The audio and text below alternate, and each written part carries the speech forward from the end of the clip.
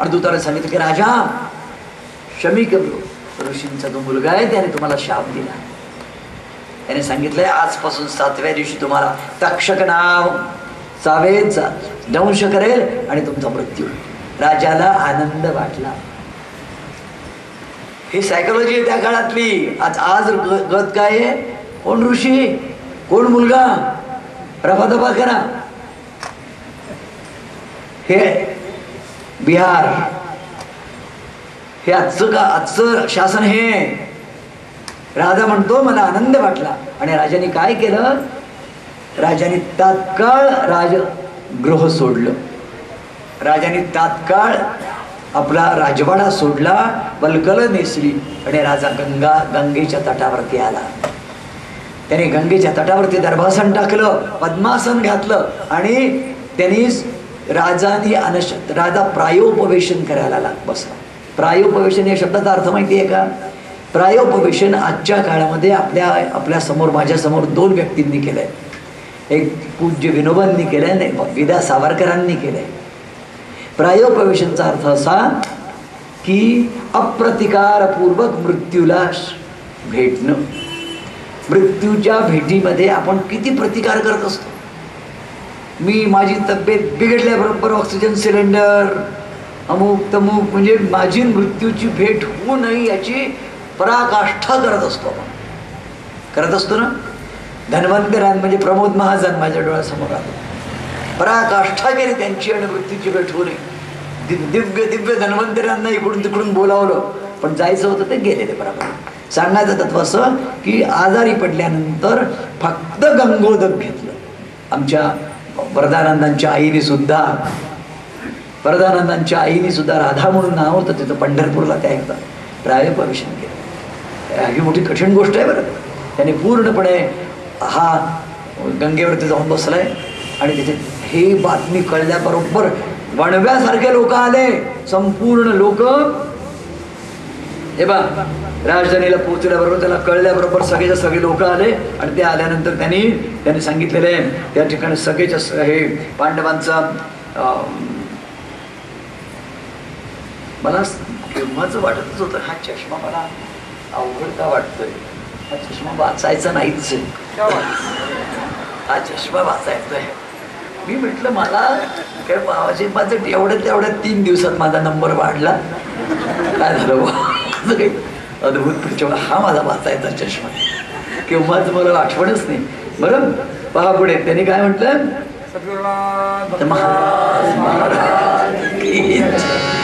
बरं सगळे यती संन्यासी साधू ऋषी मुनी कुठे आले? गंगेच्या तटाकावरती आले. आणि त्या ठिकाणी सगळेजण असं बसलेले. आणि त्यांना परीक्षित म्हणतोय की 7 दिवस माझ्या हातात आहे. मला संपूर्णपणे मुक्ती ज्यानी मिळेल असं ज्ञान मला द्या. अशी मला युक्ती सांगा, अशी साधना सांगा. तुमच्या आणि माझ्याही हातात फक्त 7च दिवस आहे. कधीही विसरू नका. या गुरुवारपासून त्या गुरुवारपर्यंत एवढेच दिवस आहेत. या कोणत्या तरी एका बारी आपण जाणार आहोत. जेव्हाही केव्हा आपण जाऊ त्यावेळेला काहीतरी या 8 दिवसातला एकच वार आहे. त्यामुळे तुमच्या माझ्याही हातामध्ये किती दिवस आहे? 7च दिवस आहे. त्यामुळे आता आपल्याला जर काही जर तुम्हाला आत्ता कोणी सांगितलं अगदी बाबांनी की बरं आता पुढच्या गुरुवारी जायचं तुम्हाला वरती, एकदम मी बदलून जाईल. बायकोशी पहिल्यांदा प्रेमाने वागायला लागेल. म्हणजे आता 7च दिवस उरले, नको बहुत आता कशाला भांडायचं. बरं मित्रांशी प्रेमाने वागेल. कोणाचं देणं असेल ते देऊन टाकेल. मुलांना सांगेल बाळांना तुम्हाला चुकून मी रागावलो आजपर्यंत, आता नाही बरं असं करणार. म्हणून त्यांचंही घेणं देणं सगळ्यांचं चुकते करेल. ही जी सद्बुद्धी सुचेल ती कोण सुचवतं? फक्त मृत्यू मरणाचे स्मरण असावे असं एकनाथ महाराज म्हणतात. जो मला आज मी का बरं आज भांडतोय, खोटं नाटं बोलतोय, ऐकू शिका. मी अमर आहे, ती अमर आहे म्हणून आम्ही बोलतो. असं त्या दिवशी कळेल नाही एकदम मी सज्जन होईल. ही जी माझी वृत्ती आहे, या वृत्तीचं कारण काय की मरणाचे विस्मरण झालेले आहे. मरणाचे स्मरण असले की माझ्या सगळ्या वृत्तींना एक चांगलेपणा येतो, चांगुलपणा येतो. पहा ते म्हणताय त्या सगळ्यांनी आपल्याला हे सगळेच्या सगळेजण कोण आले बघा. श्रीकृष्णाचं ध्यान करायला बसले. सगळे ऋषीमुनी आले, अत्रि आले, वसिष्ठ आले, पराशर आले, विश्वामित्र आले, भरद्वाज आले, गौतम आले, भगवान वेदव्यास आले, नारद आले. आता एक लक्षात घ्या बरं, या सर्वांची नावं आपण रामायणापासून ऐकतोय. तुम्ही म्हणाल इतकं आयुष्य आहे. होय, कलियुगामध्ये मी तुम्हाला एकच उदाहरण देतो. 1400 वर्षाच्या चांगदेवांनी 14 वर्षाच्या मुक्ताईला गुरु केलंय. या गोष्टीला फक्त 750 वर्ष झालेली आहेत. कलियुगातली गोष्ट आहे. 1400 वर्षाचे चांगदेव होते आणि 14 वर्षाची मुक्तामाय होती माझी आदिशक्ती, चितशक्ती, चितकळा, ज्ञानोबांची बहीण. ज्ञानोबांना जी शिकवायची, ताटी उघडा ज्ञानेश्वरा असे जे ज्ञानोबांना सांगत होती, अशी ती आई होती. तर त्या काळामध्ये 1000 वर्षांच्या तपस्या, हजारो वर्षांच्या तपस्या असे करणारे ऋषी होते. हे सगळे जमा झाले. हा अनशन व्रत करणार आहे शेवटपर्यंत, म्हणजे 7 दिवस. आणि त्याच्या उद्धारार्थ कोण आलाय? ऋषींचं हे मधुर भगवंताच्या समीप जाण्यासाठी तुम्ही राजसिंहासनाचा त्याग केला. हे महाभागवत परीक्षित राजा यांना शिवर शरीराचा त्याग करून शोक रहित, मोह रहित अशा भागवत धामाला तू जाशील. आम्ही मात्र इथे राहू. आणि भगवंतांना ते म्हणते, आणि याच वेळेला कुणा कसलीही अपेक्षा न करणारा, निरपेक्षता हा जीवनातला सर्वात मोठा गुणधर्म आहे. ज्या दिवशी आपल्या चित्तातून अपेक्षेला आपण नेहमीसाठी निरोप देऊ, मला कोणाही कडून काहीही अपेक्षा नाही, असं खऱ्या अर्थाने. बरं हे बघा, मी तुम्हाला सांगतो, मी काल एक वाक्य बोललो होतो, तुम्हाला स्मरण देईल. भागवत म्हणजे आरसा आहे. त्या आरशात आपला प्रतिबिंब पाहायचं. भागवतातल्या गुणांकडे, अवगुणांकडे मी माझं.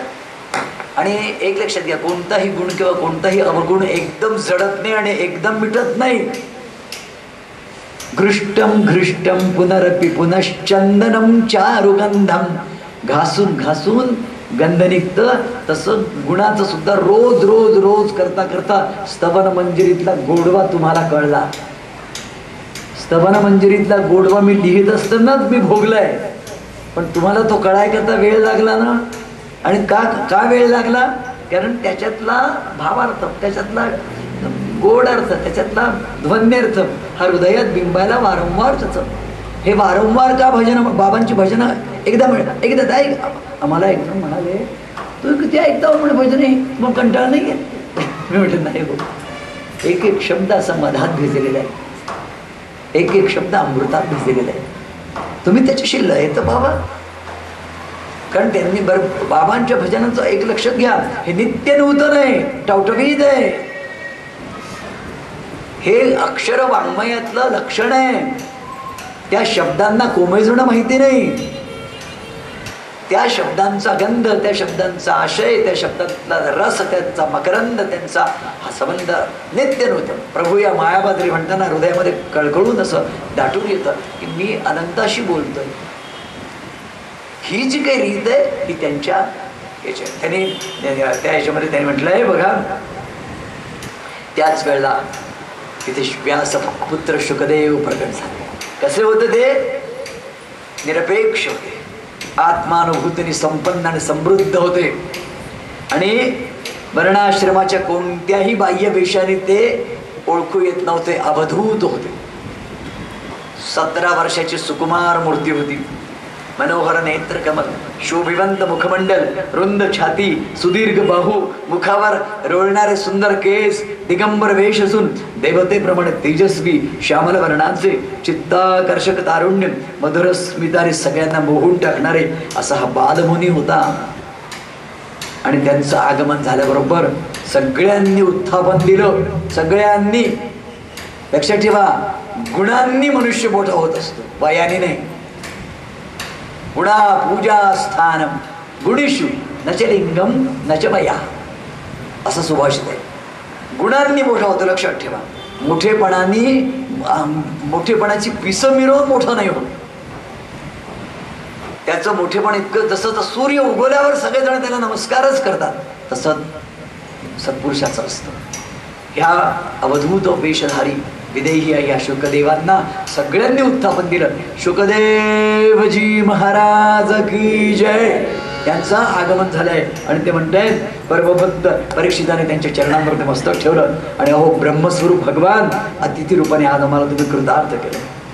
मला 7 दिवस मिळाले म्हणे, तुम्ही मला आता या 7 दिवसामध्ये तुम्ही जे सांग. आणि तो प्रश्न काय विचारतो एवढं ध्यानात ठेवा. मरणाच्या दारात जो पोचलाय त्याने काय साधन करावं, मरणासन्न पुरुषांनी काय साधन करावं म्हणजे त्याला मुक्ती मिळेल. सर्वसाधारण मनुष्याने कोणतं साधन करावं, कुणाचं स्मरण करावं, कोणता जप करावा आणि कशाचा त्याग करावा हे कृपा करून सांगा. आणि या ठिकाणी प्रथम स्कंदाची समाप्ती आहे. आणि हा प्रश्नाचं उत्तराला आता प्रारंभ होईल द्वितीय स्कंदापासून. हरये नमः हरये नमः हरये नमः. श्री कृष्ण गोविंद हरे मुरारे हे नाथ नारायण वासुदेवा. श्री कृष्ण गोविंद हरे मुरारे हे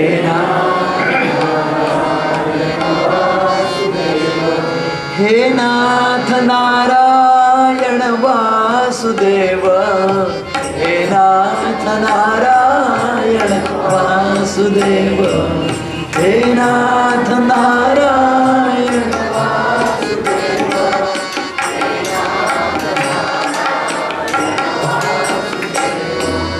आपल्या तिघांचा स्वर कसा जमेल? एक तर तुम्ही हे धुवून घ्या, खरंच घ्या तुमच्या स्वरात. कारण असं आहे की आपल्या तिघांचा स्वर न जमल्यामुळे हे बिचारे सगळेजण स्वराच्या डोहामध्ये डुबतात, गटांगळ्या खातात. असं नाही झालं, एक स्वरात गोड आवाज आला पाहिजे. श्री कृष्ण गोविंद घ्या तुम्ही घ्या. हे नाथ नारायण वासुदेव. श्री कृष्ण गोविंद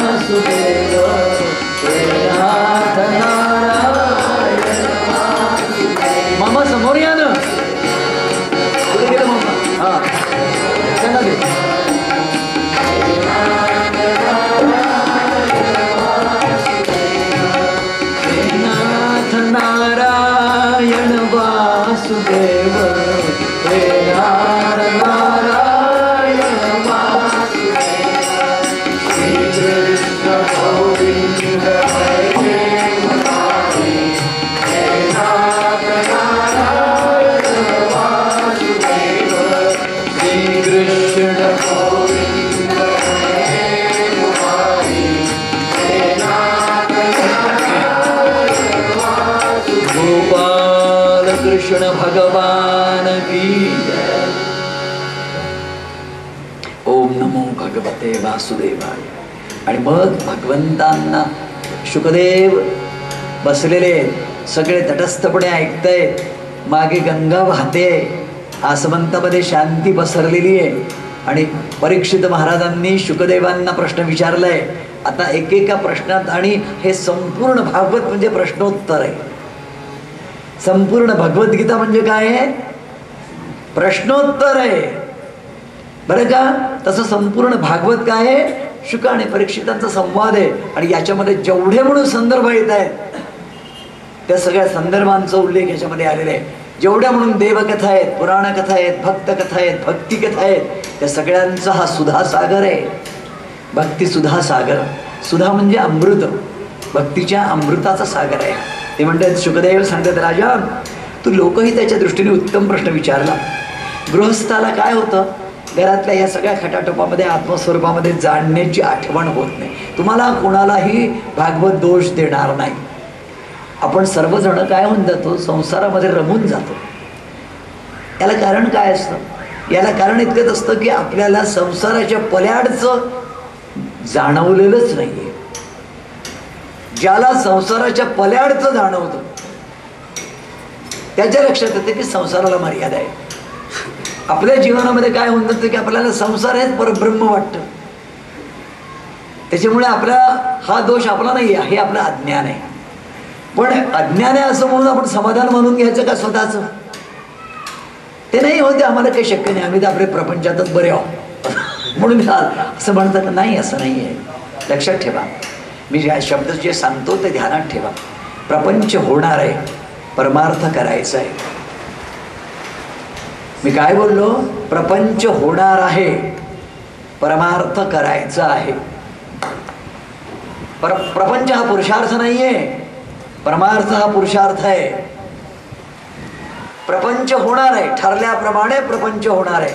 मला मुलं किती व्हायची आहेत, मुली किती व्हायची आहेत, मुलगा माझं काय शिकायचं आहे, मुलगीचं लग्न केव्हा व्हायचं, हे होणार आहे. होणार होत आलाय आणि होत जाणार आहे. याच्यात तुम्ही काही करणार नाही आहात.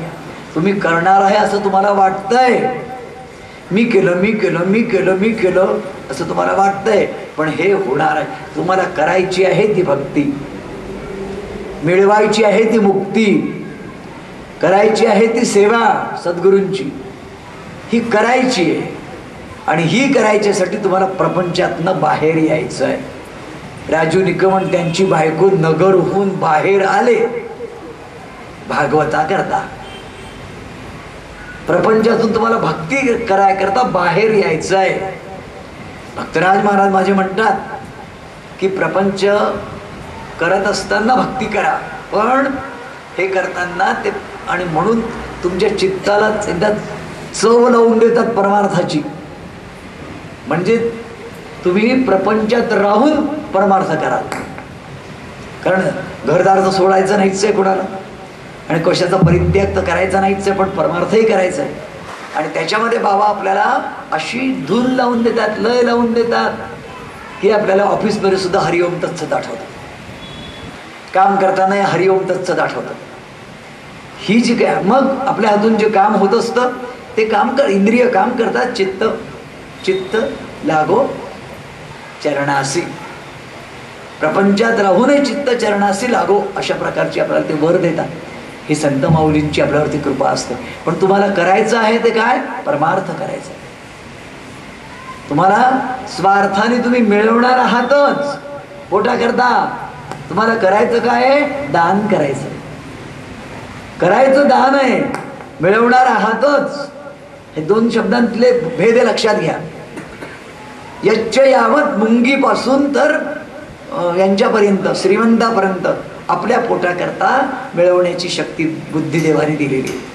देव बुद्धी. एकदा काय झालं, ब्रह्मदेवाकडे हे तिघही जण गेले. कोण? देव, दानव आणि मानव. हे तिघही जण ब्रह्मदेवाकडे गेले आणि ब्रह्मदेवाने, प्रजापिता येतो, ब्रह्मदेवाने त्यांना द अक्षर दिलं. आता हे तिघही जण आपापल्या घरी आले की आम्हाला काय सांगितलं बरं देवाने? तर देवांना सांगितलंय की जरा तुम्ही तुमच्या इंद्रियांचं दमन करा. तुम्ही उपभोग घेण्यामध्ये इंद्रियांचा इतका विलक्षण रीतीने तुम्ही अपव्यय करता शक्तीचा, इंद्रियांचं दमन करायला शिका. राक्षसांना सांगितलं तुम्ही इतके हिंसक आहात की जरा प्राणीमात्रांवर दया करायला शिका.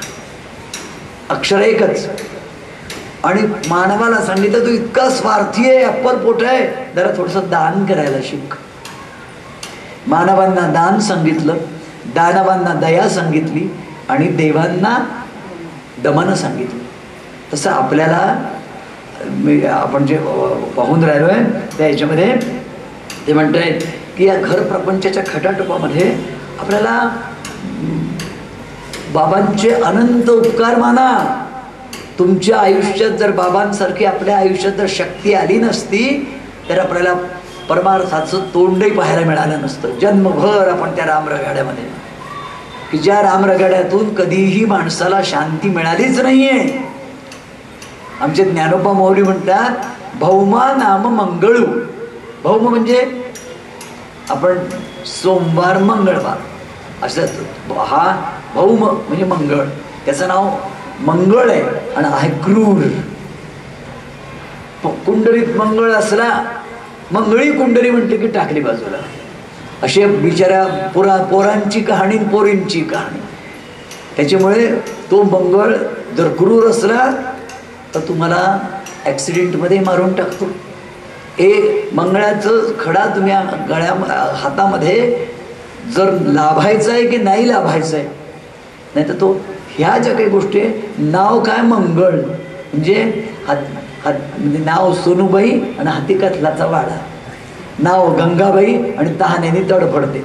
हे अशा प्रकारचे जीवनातल्या आपले सगळ्या गोष्टी असतात. आपल्याला प्रपंचाने कधी हे पहा, सुख सुख म्हणत आहे दुःख ठाकोनी आले, भजन सकळ गेले चित्त दुश्चित्त झाले. ही रोजची कथा आहे. कोणाला सांगायची? आपल्याला मला सांगा, दिवसभर इतकी कामं पुरतात मेली की 15 मिनिटं स्वस्त बसायला वेळ मिळत नाही. किती बरं, अशी आपली स्थिती आहे, अशी आपली स्थिती. बरं, ही कामं संपता संपेना हो. बरं, गमत अशी की इतकं करू आपल्याला ते एकच वाक्य सांगते, हे काय मी माझ्यासाठी नाही करत, तुमच्यासाठी करते. हो बरं, आपण चूप. खरी गोष्ट आपल्याला म्हणजे या सगळ्यात म्हणजे तुम्ही असो की आम्ही असो, आपण या सगळ्यामधून आपल्याला खरंच त्याच्यासाठी निवांत वेळच नाही मिळत हो. निवांत म्हणजे काय हो? निवांतचा अर्थ असा, माझे शरीर, मन, बुद्धी, चित्त हे खरं शांत पाहिजे. आणि त्यावेळेला कोणी फोन करू नये, त्यावेळेला कॉल बेल वाजू नये, त्यावेळेला गॅसचं सिलेंडर येऊ नये. आपली स्थिती अशी आहे, पांडुरंग जरी आला, थांब मी गॅसचं सिलेंडर लावते, तोपर्यंत उभा राहा. असं पांडुरंगाला सांगू, पुंडरीकाने सांगितलं, हातपाय दाबतोय देव आईची. इतक्या महत्त्वाच्या गोष्टी आपल्या घरातल्या ह्या बाकीच्या झाल्या आहेत, आणि त्यांचं आपल्याला इतकं अपरिमित आपलं महत्त्व आहे की आपलं चित्त त्याच्याकडे लागतच नाही. आणि त्याच्यामुळे ते म्हणतायत की परमात्म्याने तुमच्याकरता ही सोय केलेली. श्रीमद भागवत असो, ध्यान असो, सत्संग असो, सद्गुरू असो, देवात गुरूंचा आश्रम असो, तिथून घरातून बाहेर पडा. 4 दिवस आपण काहीतरी आपण नाही आहो घरी अशी मनाला सवय लावा. आणि मग इथे येऊन तुम्ही पूर्णपणे इथली जी सेवा करता आहात, या सेवेने फक्त सद्गुरूला संतुष्ट करायचं. इथल्या सेवेने मला मेवा खायचाच नाही आहे. इथे प्रसाद वाटणारा मी 1000 पेढे वाटले तरी मी अर्धाच पेढा खाणार आहे. वाटायसाठी मी आली आहे, करायसाठी मी आली आहे, स्वच्छ करायसाठी आलेली आहे. आणि हे मी त्याची पूजा म्हणून, सेवा म्हणून, याच्यातून तुमचं उन्नयन होतं. ही साधना आहे बरं. तुम्ही गुरु घरी येता, निरपेक्ष भावाने सेवा करता, ही साधना आहे. काहीही करा तुम्ही, काहीही करा. आणि कोणतंही गुरुघरचं काम धाकटं नकटं नाही. अगदी जोडे लावण्यापासून संडास साफ करण्यापर्यंत कोणतंही. तिथे फक्त अन्न शिजवणारी बाईच महत्त्वाची आहे, आणि पूजा करणारा मनुष्यच महत्त्वाचा आहे. कुठं आहे? अंगण झाडण्यापासून आमची एक मायमाऊली पहाटे उठून तिथे देवाचे तिथे झाडझूड करायला येते. आमची अभ्यंकर मायमाऊली मोठं काम करते. आम्ही पाहिलं तिला 2-4 वेळा. सांगायची गोष्ट म्हणजे कोणतंही काम असो, हे निरपेक्ष बुद्धीने मी करते. याच्यातून मला पारितोषिक मिळणार नाही आहे, पारिश्रमिक मिळणार नाही आहे. मी फक्त जाताना दादांच्या पायावर डोकं ठेवणार आणि घरी ठेवणार. दादा एक शब्द बोलत आहे, ते तिसरंच काहीतरी चाललं असतं त्यांचं, कोणाशी तरी केलं नमस्कार आणि गेले. तुम्हाला असं वाटेल की दादांचं लक्ष नाही आहे, तुमचा नमस्कार भक्तराजांना पोचलाय. तुम्ही ज्या भावनेने गाडीतून जाताना नर्मदेत पैसा टाकता, म्हणजे नर्मदा घेते ना, तसं तुमचा नमस्कार त्यांनी घेतलाय. तुमची सेवेची पावती दिली, त्यांचं लक्ष असून त्यांनी मग का गं बाई दूध झालं का, केलं का वगैरे काय विचारणार आहे, जा आणि जा. असे निरपेक्षता आपल्या हृदयामध्ये, जीवनामध्ये, कृतीमध्ये, उक्तीमध्ये, इंद्रियांमध्ये दिवसेंदिवस बांधल्या गेल्यानंतर आपल्याला सकामता जाते आणि निष्कामता येते. शुकदेव सांगतायत, हे श्रीमद भागवत द्वापर युगाच्या शेवटी व्यासदेवांनी माझ्याकडून करवून घेतलं. आणि मृत्यूपूर्वी माणसाने न घाबरता आपल्या शरीरावरची ममता वैराग्य शस्त्राने छेदून टाकावी. आता हे शब्द जे आहेत ना, हे भगवद्गीतेतले शब्द आहेत. असंग शस्त्रेण दृढेन चित्वा ततः पदं तत्परिमार्गितव्यं यस्मिन् गता न निवर्तन्ति भूयः तमेव चाद्यं पुरुषं प्रपद्ये यतः प्रवृत्ति प्रसृता पुरा. भगवद्गीता आणि भागवत असं नाद असता की अनुनाद निघतो. आणि तुम्हाला मी खरं सांगतो, एक लहानशी प्रार्थना करतो. मला काही मग तुम्ही असं म्हणाल की सर तुम्ही तिथे बसले आहात, जे म्हणाल ते तर तो आमच्याकडून करून घ्याल असं नाही. तुमच्या हितासाठी तुम्हाला काही करायचं नाही. तुम्ही भगवद्गीता अभ्यास करा, वाचा. 9वा अध्याय, 4था अध्याय, 15वा अध्याय, 12वा अध्याय, हे 4 तरी अध्याय तुम्हाला आले पाहिजे. आले पाहिजे हे लक्षात घ्या. अशी ध्यास जरा विष्णू सहस्रनाम आलं पाहिजे. एक लक्षात घ्या, एक लहानशी गोष्ट सांगतो, याच्यातून तुम्ही बोध घ्या. नामदेव महाराज होते. नामदेव महाराज पंढरपूरला राहत होते.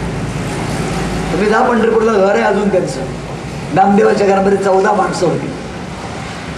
नामदेवाचे वडील चांगले दर्जेदार दर्जी होते, श्रीमंत शिंपी होते.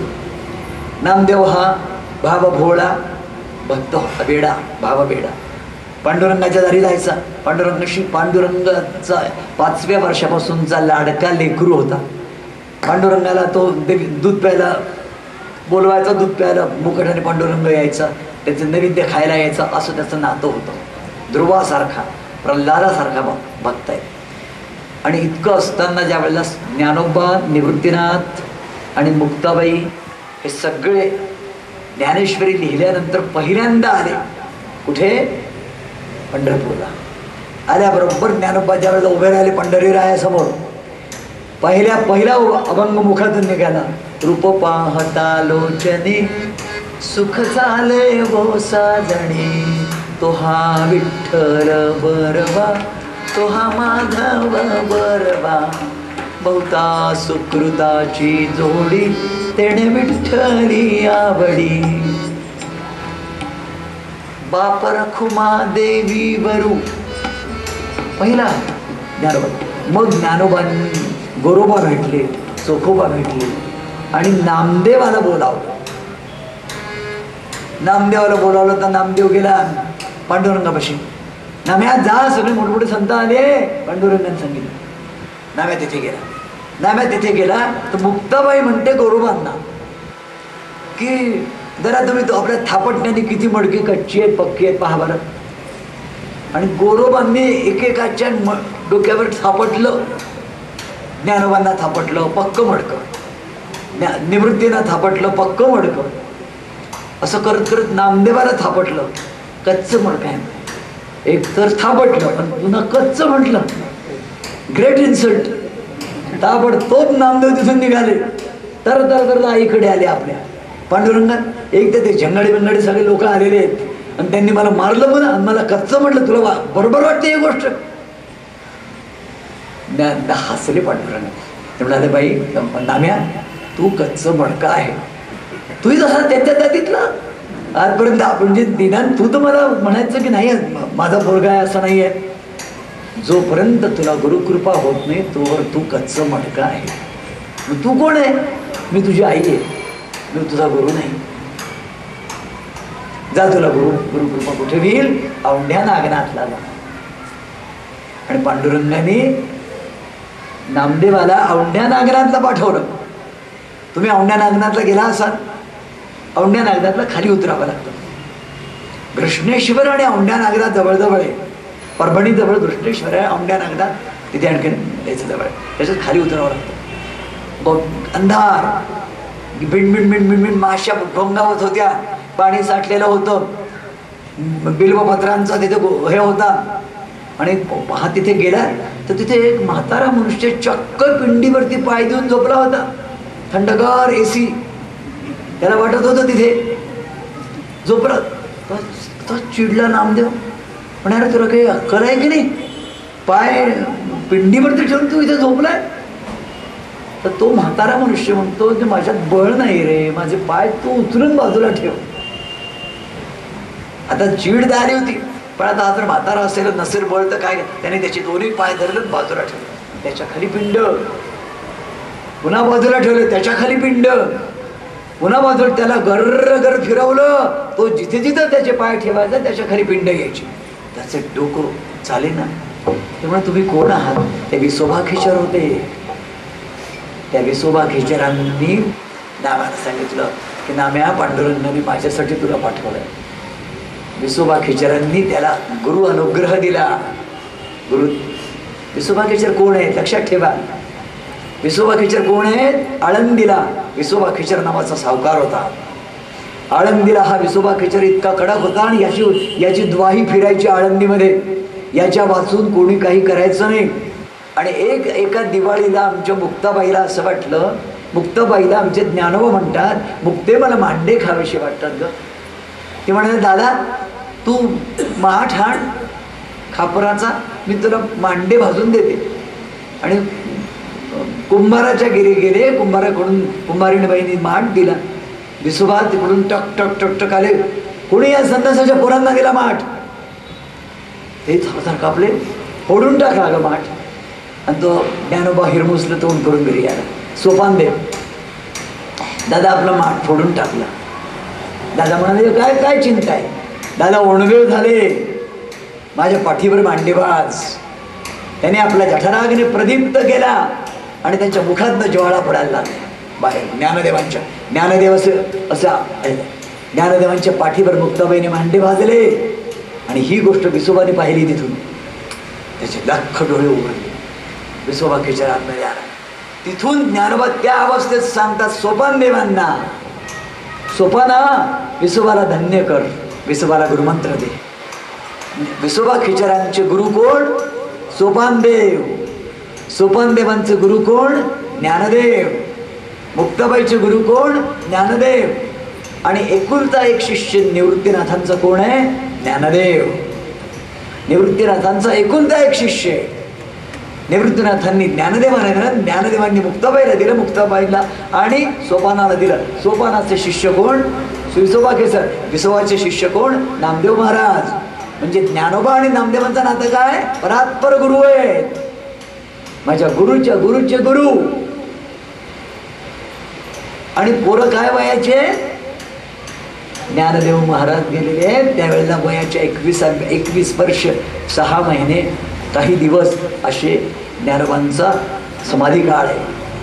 6 महिन्यात सगळे गेले. विसोबा खेचर जे आहेत, या विसोबा खेचरांनी नामदेवाला ज्ञानचक्षु दिले, आत्मचक्षु दिले, गुरुमंत्र दिला. आणि विसोबा आपले नामदेव परत आले पांडुरंगाकडे आणि एकदम त्याची विश्वात्मक दृष्टी झाली. आणि तेच नामदेव ज्ञानदेवांनंतर 45 वर्ष जिवंत आहेत. आणि नामदेव पंजाबमध्ये गेले आणि संपूर्ण पंजाबमध्ये लक्षात ठेवा 750 वर्षापूर्वी पंजाबमध्ये विठ्ठलाला पोचवणारा वैष्णव वीर म्हणजे नामदेव आहे. आणि तिथे त्यांनी विठ्ठलाचं मंदिर आहे, तिथे त्यांनी घोमानला त्यांचं नामदेवांचं मंदिर आहे. तुमची दृष्टी व्यापक झालीच पाहिजे. हे मी का सांगून राहिलोय माझी माय? हे का सांगतोय? तुमची दृष्टी. भक्तराज महाराज हे माझे सद्गुरू आहेत. त्यांना घेऊन मी अमेरिकेत जाईन, त्यांना घेऊन मी जपानला जाईन, त्यांना घेऊन मी विश्वंभर होईल. बरोबर माझे सद्गुरू आहे, पण दृष्टी व्यापक असलीच पाहिजे. माझ्यापुरतं मी हे बरोबर नाही. ज्ञानदेवांनी आपल्या पांडुरंगाने नामदेवाची दृष्टी व्यापक केली, हे लक्षात घ्या. मला आनंद वाटतो. पण तुम्हाला सांगायला, गेल्या वर्षी कॅनडात मी बाबांचं भजन केलं आहे. सगळ्यांना आपण आपल्याला उठाठेवी करायला सांगितलंच आहे, बाबांनी शिकवलंच आहे. सगळ्यांना जेवायला बोलावलं, सिद्धसागर आणला, तबला आणला, बाबांचा फोटो ठेवला. प्रभू या माया बाजारी, मुलं बाळं आम्ही सगळे आणि त्याचे मित्र, मग सगळ्यांना म्हणणार असं आम्ही तिथे केला. अबुधाबीलाही आम्ही असंच केलं बाबांची भजन. कारण बाबांचं भजनाने त्यांना काय मिळालं माहिती? आम्हाला आनंद मिळाला, आपला आनंद आहे त्याच्यामध्ये. पहा पुढे त्यांनी सांगितलं धारणा कोणत्या वस्तूमध्ये कोणत्या प्रकारे करता येते, त्याचं स्वरूप काय. धारणा म्हणजे काय? धारणा म्हणजे त्यांनी धारणा शब्दाचा अर्थ असा आहे की मी ज्या वेळेला सद्गुरूंची मूर्ती समोर आणतो त्यावेळेला त्या मूर्तीवरती मी माझं चित्ताची धारणा करतो, वृत्तीची धारणा करतो. आणि त्या धारणेतून माझ्या भक्तीचा मी विकास करतो.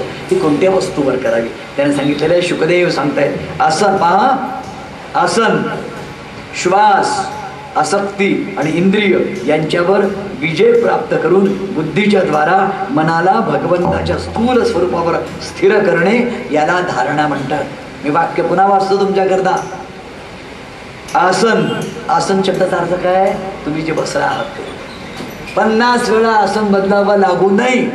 शारीरिक अपंगतेमुळे आपल्याला बदलावं लागतं, ही असहनीय दुर्दैव असतं. पण तो शेवटी तुम्ही लक्षात ठेवा, यांच्याकडे पहा, बाबांकडे पहा, रात्रभर भजन एकाच आसनावर. आसन सिद्धी आहे, श्वासावर सिद्धी आहे. श्वासावर सिद्धी म्हणजे कशी ते आता तुम्हाला एका मिनिटात सांगतो. या शब्दांचे अर्थ आहेत आणि ते सांगितलं नाही तर मला अपराधी आहे तुमचा. हे बा, श्वासोच्छ्वास तुमचा सहजपणे चाललेला आहे. श्वासोच्छ्वास जर तुमचा किंवा माझा बंद झाला तर हरिओम तत्सत होणार आहे. म्हणजे तुम्ही ज्या अर्थी बसले आहात त्या अर्थी श्वासोच्छ्वास चालू, त्याची तुम्हाला जाणीव पण नाही आहे. श्वासोच्छ्वास चालू आहे. आता याला म्हणतात सहज तुमचा. प्राणायाम नावाची वस्तू वेगळी आहे. प्राणायामाने तुम्ही तुमच्या इच्छेने इडेनी घेता आणि पिंगलेनी सोडता, पिंगलेनी घेता आणि इडेनी सोडता, हा प्राणायाम आहे.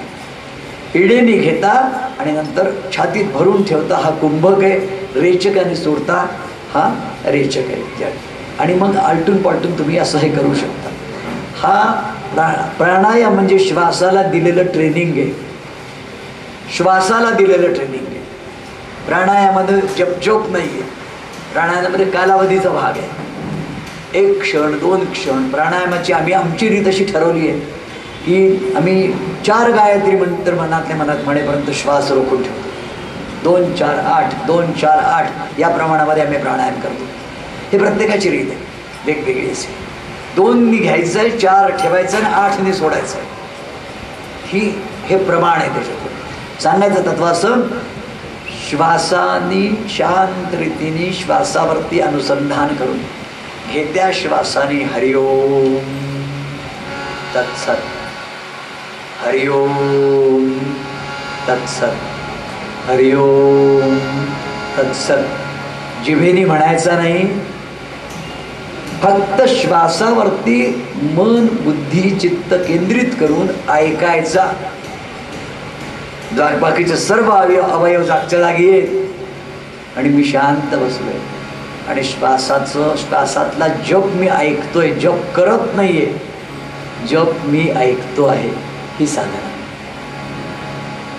अजपा जपणे उलट प्राणाचा तेथेही मनाचा निर्दारू असे, असं ज्ञानोबांचा निरोप आहे.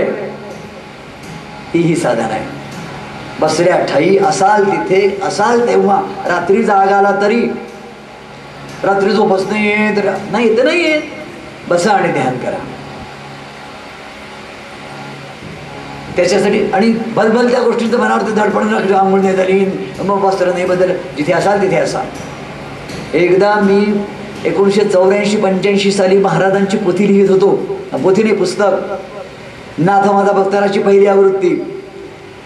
आमच्या चित्राताईचं घर नवीन झालं होतं म्हणून वास्तू होता की काहीतरी होतं. आश्रमातले तमाम सगळे लोक तिकडे गेले होते आणि फक्त मी बाबा 2 जण गेले. इथे होतो आश्रमात. बाबा पलंगावर बसले होते बाहेर. चाल रे आता आपण ध्यान करू. समोर बसले. बाबांनी आपल्या हनवटी इथे लावली. इथे हनवटी लाव, हा बंद आहे. म्हटलं हो बाबा. जालंधर बंद आणि उलटी आर बंद असेल. आणि त्यांनी मला ही रीत सांगितली जी आज मी तुम्हाला सांगतो. त्यांनी जी रीत सांगितली ती तुम्हाला सांगतो. हा प्रसाद आहे आपल्याला. त्यांनी आणि श्वासावर अनुसंधान करून 1 तास कुणीकडे गेला कळलं नाही. व्यर्थ फालतू गप्पा करायच्या नाही, व्यर्थ फालतू अर्थशून्य सिरियल पाहण्यामध्ये वेळ गमावू नका. ते तुमचं कल्याण करणार नाहीये. मग त्याचं काय झालं, मग त्याचं काय, मग त्याचं काय झालं, त्याने त्याला सोडलं, त्याचं काही नाही. ते दोघेही आनंदात आहे, तुम्हीच दुःखात आहात. काहीतरी वेड्यासारखं आपण आपले हे करतो की नाही विचार करा तुम्ही. आणि इतके आपण वाईट झालो आहोत की तिथे जर कोणी जिवलग भेटायला आला, थांबरे जरा मी तर हे पाहतो त्याच्याकडे आपल्याला तो मग तो शेवटी म्हणतो बरं मी जातो, हा जातो, बरं या. इतकं मोलाचं आहे ते. पण आपण या बिनमोलाच्या गोष्टींना इतकं मोल देतो आणि चांगल्या गोष्टींना वंचित होतो. काही नाही करत आहे बा, कोणाची बोलायची नसेल वेळ तर विश्वास तरी बस, अर्धा तास प्रॅक्टिस करा, 1 तास प्रॅक्टिस करा, त्याचा कालावधी वाढवा, 15 मिनिटाचा अर्धा तास करा. प्रत्येक वेळेला वाचलंच पाहिजे असं नाही. तुकारामाचं एक मोठं सुंदर वचन आहे, लक्षात ठेवा, तुम्ही कधी विसरू नका. ते म्हणताय आहेत की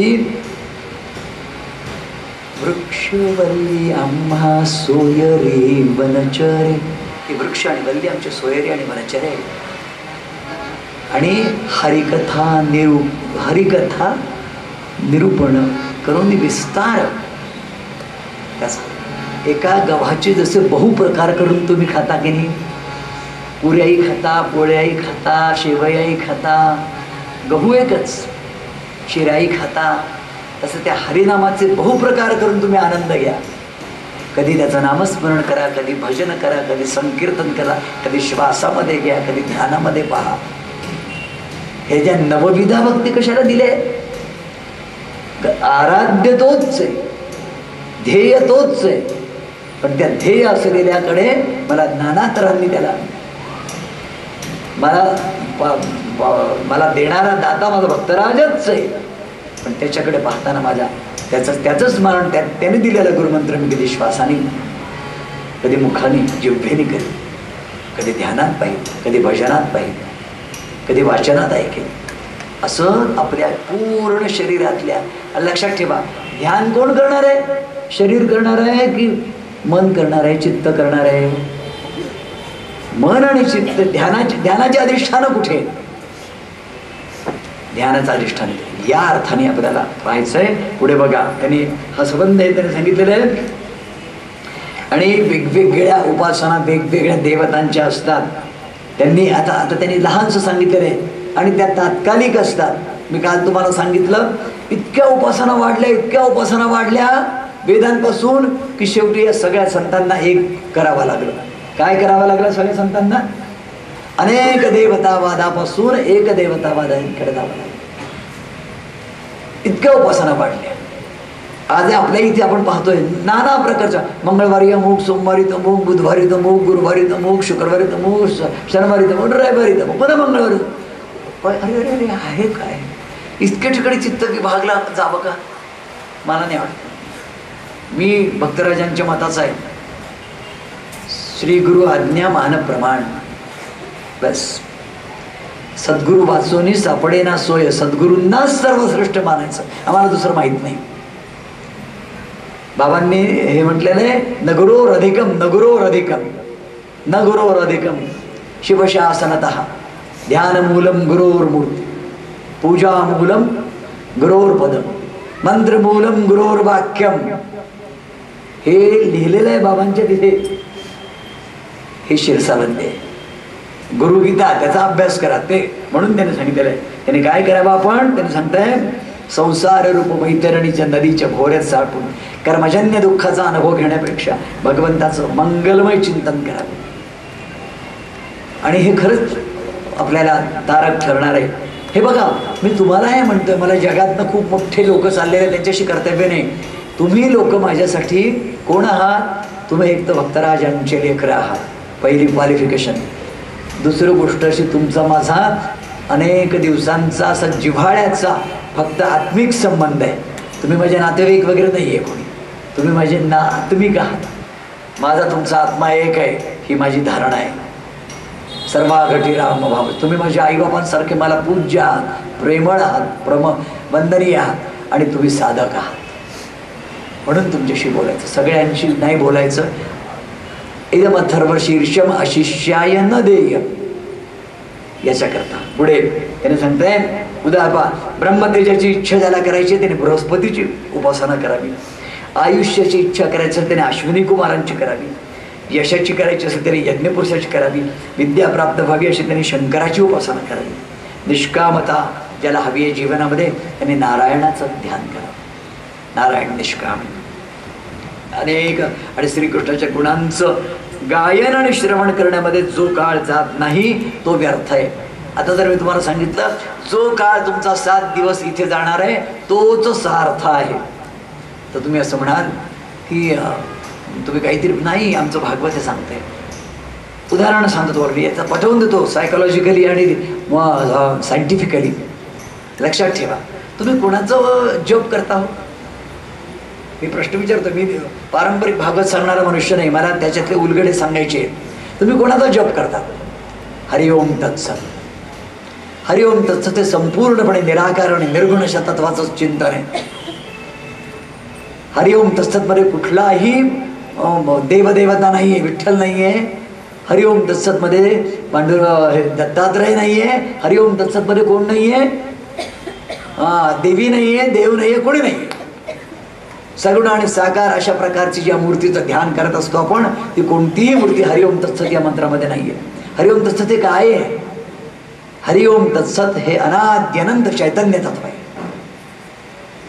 अनाद्यनंत, ज्याला अंत नाही आणि ज्याला आदी नाही आणि जे अखंड आहे, असं हे नित्य नूतन अखंड असं चैतन्य तत्व आहे. त्या चैतन्य तत्वाशी तुम्ही एकांकार होता, ही तुमची साधना आहे.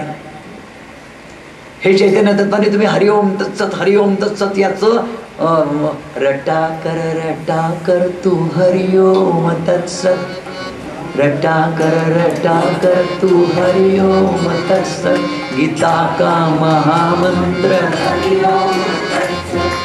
पुढे काय? मला हाय नकोय, मला त्याच्यातला आणखीन वेगळा शब्द हवाय.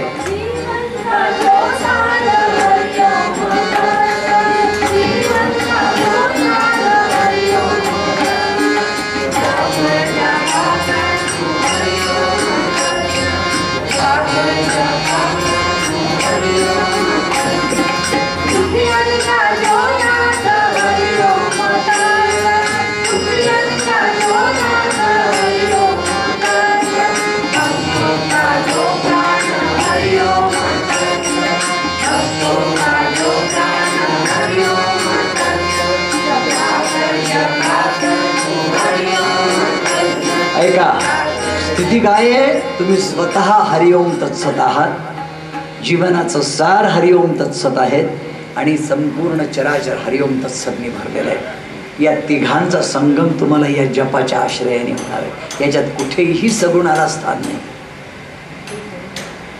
कुठेही सगुणाला स्थान नाही. ही साधना त्या सद्गुरूंनी आपल्याकडून तुम्हाला माहीत नसताना करून घेतली आहे आणि या साधनेने त्या सद्गुरूंनी आपल्या अनंतानंद साईशांकडून अनंतानंद आकाश मिळवलंय. अनंत आनंद ज्या आकाशात भरलेलं आहे असं आकाश त्यांनी मिळवलेलं आहे. हे अलंकारिक बोलणं नाहीये. असं जर नसतं ना तर त्यांनी तुम्हाला त्याच्यात तुम्ही काय आहे, तुम्ही तुमच्या जवळचं बिंदू घेऊन तुम्ही महासागराच्या काठी आहात. त्याच्यात मिळाल्यानंतर तुमचं नाव महासागर होणार आहे. हरिओम तत्सत रूप ही जी स्थिती आहे, ही धारणा या मंत्रावरची ते सांगतायत की त्यांनी सांगितलेलं आहे की आपण आणि अशा प्रकारची धारणा म्हणजे संकुचिततेतून व्यापकतेमध्ये जाण्याची साधना ही शुकदेवांनी त्याला सांगितलेलं आहे की धारणा करायची त्याच्या व्यापक रूपाशी करा. दुसरं ते सांगतायत सृष्टीविषयक प्रश्न शुकदेवांना ते विचारतायत. ते म्हणतायत की मुनिश्रेष्ठा, तुम्ही सांगितलेल्या भगवद्गीतेने माझं अज्ञान नष्ट झालं. भगवंतानी आपल्या मायेने ही सृष्टी निर्माण केली, ते तिचं रक्षण आणि संहार कसा करतात? भगवंताची लीला अचिंत्य आहे, तिचं रहस्य समजणं कठीण आहे. भगवान एकटा असून सुद्धा भिन्न गुणांनी युक्त अवतार एकाच वेळेला कसे घेतो? हे पहा, त्यांनी त्याचे विचाराचे प्रश्न अगदी हे. पहिली गोष्ट तुम्ही हे समजा की जगत हे भगवंताची लीला आहे. लीला शब्द लक्षात ठेवा. जीव जे करतो ते कर्म, परमात्मा जे करतो ती लीला. हे शब्द ध्यानात ठेवा. लीला शब्दाचा अर्थ काय? लीला शब्दाचाच अर्थ काय? लीला म्हणजे सहजतेने केलेलं गंमत, क्रीडा. त्याला कठीण वाटत नाही. मासोळी लीलेनी पोहते पाण्यामध्ये, तिला काही करावं लागतं का? तुम्हाला डब्बा बांधावा लागतो, शिक्षक ठेवावा लागतो, काही दिवस असं करावं लागतं, काही दिवस तसं करावं लागतं आणि मग आपल्याला पोहणं येतं. एकदा पोहणं आल्यानंतर पण पोहायला लागतं. लीलेने, सहजतेने, आनंदाने. कोकिळ लीलेनी पंचम काढतो. कोकिळाच्या कंठात पंचमच भरलाय. तो सहज रीतीने गातो तो पंचम. षड्ज भरलाय कोणाच्या गळ्यात, मोराच्या गळ्यामध्ये एक स्वर भरलाय, याच्या गळ्यात एक स्वर आहे, लिहिले. असा भगवंत सहज लिहिलेने जग निर्माण करतो. आपण जे करतो ते कर्म आणि भगवंत करतो ते लीला. रामलीला, कृष्ण लीला हे शब्द डोळ्या गेले आहेत ना तुमच्या कानावरून. पण तुमच्या माझ्या लीला आहेत. आपण लीला करायला लागलो तर आपल्याला ताबडतोब वेड्यांच्या इस्पितळात दाखल करतील घरातले लोक. करतील की नाही? म्हणतील की तिथे जाऊन काय करायचं ते लीला करा, इकडे नका करू. म्हणून मनुष्य कधी लीला वगैरे नसतो करत. मनुष्य काम करतो, मनुष्य जबाबदारीने नोकरी करतो, मनुष्य प्रपंच करतो.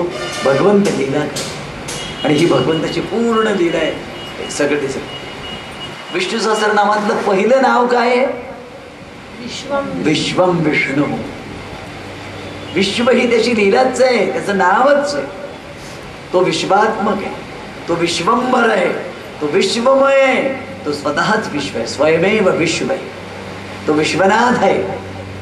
अशी त्याची रीत आहे. आणि याच्यामध्ये आपल्याला असं दिसेल की त्याचं विराट स्वरूप आहे. या विराट स्वरूपाचं जे वर्णन आहे शुकदेव सांगतायत, माझे भगवंताला अनंत नमस्कार आहे. आता बघा तुम्ही काही काही डोक्यात त्या गोष्टी काढून टाका, मी तुम्हाला अगदी प्रेमाने सांगतोय. आदि नारायण भगवंत क्षीरसागरामध्ये भगवान शेषाच्या शय्येवरती विराजमान आहे. शेषांना सहस्र नेत्र आहेत, सहस्र जिव्हा आहेत. त्यांचं मंचकावरती ते शांत रीतीने चतुर्भुज मेघश्यामर आदि नारायण लीलेने झोपलेले. त्यांच्या चरणाशी जगदंबा महालक्ष्मी त्यांची सेवा करते. त्यांच्या सेवेला सगळे पार्षद आणि गरुड आणि हनुमंत सगळे उभे आहेत. आणि असा तो वैकुंठ लोक आहे. आणि त्यांच्या इच्छेने त्यांच्या नाभीतून एक सर्वदिशी असं हे निघाला नालदंड. त्या नालदंडावरती असं कमळ आलं. ते असं कमळ फुललं. त्या कमळामध्ये जन्म झाला ब्रह्मदेवाचा. ब्रह्मदेवाला कळलं तरी की आपण आलो कुठून, आपल्याला काय करायचं. ब्रह्मदेव आपला स्वतःचा शोध घ्यायला शिरले त्या नालदंडात. ते जे गेले तर त्याच्या पोटात गेलं, ते जीव घबरायला लागलं. ते परत आले परत आपल्या जागेवर बसले. तर त्यांनी विचारलं की मी कोण आहे, मी कशाला आलो आहे आणि मला काय करायचं आहे. भगवंतानी अशरीरी वाणीने उत्तर दिलं, तप तप. काय उत्तर दिलं? तप तप. 2 वेळा म्हणाले. 10,000 वर्ष त्यांनी तपश्चर्या केली.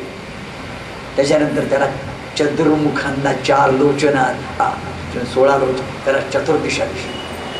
आणि त्याला कळलं की नारायण माझे पिता आहे, नारायण माझी आई आहे. आणि त्याला त्याने सांगितलं की तू प्रजेची, तू सृष्टी पालक आहेस, प्रजापालक आहेस, प्रजापिता आहेस, तू सृष्टी निर्माण कर. हे त्यांनी सांगितल्यानंतर त्याला उपदेश द्यायला हंस रूपाने भगवान गेले. काल मी सांगितलं चतुर्श्लोकी भगवंताने सगळं त्याला वेद दिले.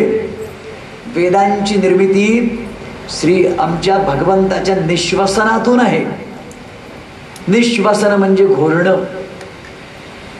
त्या वेदांची निर्मिती त्या निश्वसनातून वेद ऐकू आले. त्या ऋषींना जे त्याचे मानसपुत्र होते. पहिले मानसपुत्र भगवंताचे ब्रह्मदेवाचे कोण आहे? सनक, सनंदन, सनत कुमार आणि सनातन.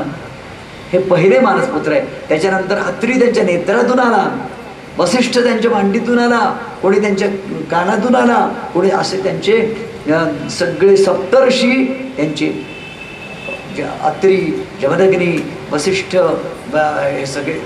त्याच्यानंतर सृष्टी निर्माण झालेली आहे. या सगळ्याच ह्याच्यामध्ये लक्षात ठेवा, ब्रह्मा, विष्णू आणि महेश नीट रीतीने समजून घ्या. या 3 देवता ब्रह्मदेवाच्या आपल्या नारायणाच्या इच्छेने क्रियान्वित झाल्या.